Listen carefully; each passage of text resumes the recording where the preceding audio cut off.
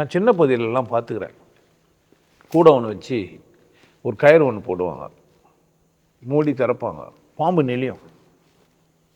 உண்மையிலேயே பாம்பு நெளியும். அந்த கயிறில் கூடை போட்டு இது பண்ணால் ஒரு மாங்கொட்டையை போடுவாங்க, கூடை வச்சு மூடி திறப்பாங்க, செடி இருக்கும். திரும்ப அது மாங்கொட்டையே ஆச்சுன்னா ஆகலைங்க, அப்படியே பாம்பை எடுத்து துணியில் போட்டு கட்டி எடுத்துன்னு போவான். அப்படியே அந்த செடியை எடுத்து என்ன பண்ணுவான், போட்டு போவான்.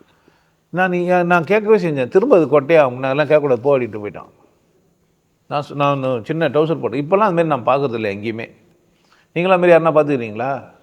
ஒரு கூடையை மூடி திறந்தா கொட்டை செடியாகிடும். யார் பார்த்துக்கிறீங்க? பார்த்ததே இல்லையா? நான் பார்த்துக்கிறேன். பெரியபாளையம்னு ஒன்று இருக்குது ஊர், அங்கே அம்மன் கோயில் ஒன்று.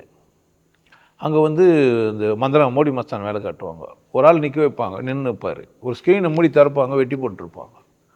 ரத்தமே இருக்காது. ஆனால்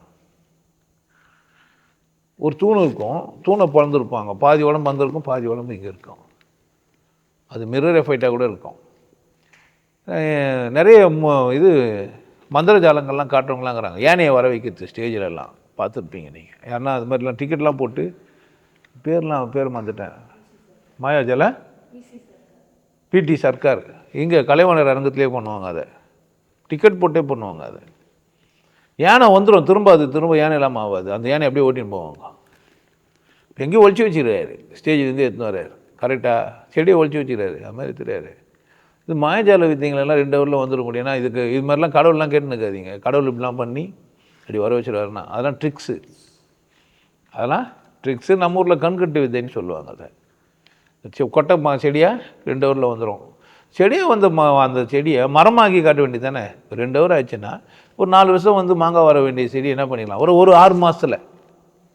இதெல்லாம் கண்கட்டி வித்து எல்லாமே ஆக்கியே காமிச்சிட்டாங்க. இப்போது ஹைப்ரிட்லாம் பார்த்தீங்கன்னா எத்தனை நீங்கள் நட்டினீங்கன்னா அந்த மாங்காய் இப்போ நிறைய காய்க்கும், ஆனால் அது முளைக்காது. அந்த கொட்டை எதுவுமே போட்டால் என்ன ஆகுது, திரும்ப முளைக்காது. செதை பெருசாக இருக்கும், தித்திப்பாக இருக்கும், சைஸாக இருக்கும். தாய்லாந்துலலாம் இருக்குது அந்த மாங்காய்லாம் பார்த்தீங்கன்னா விதைங்கள்லாம் சின்னதாக இருக்கும், பழம் அவ்வளோ பெருசாக வச்சுருப்பாங்க.